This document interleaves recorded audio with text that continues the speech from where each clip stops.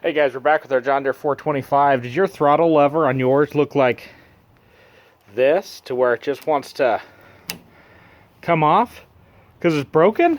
If so, I'm going to show you how to replace it with a new one. This should be the same on the 425, 445, and 455. So what we got here is we got a brand new lever, and it's kind of nice. It comes with some retaining pins here. So I mean, seriously, this is as easy as, let's slip it on. We want to push it down. So we got our hole lined up there. A little bit further.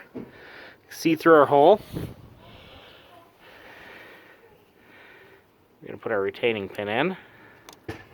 Side one. And then let's see here. We could do this with one hand.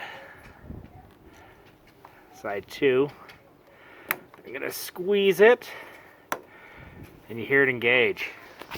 Nice thing about this now is that is secure and will not come off. Now I picked this up for seriously super uber cheap. I think it was like 17 bucks on eBay. That is a huge upgrade from our original piece here, which has been glued on. It's seen many a better day.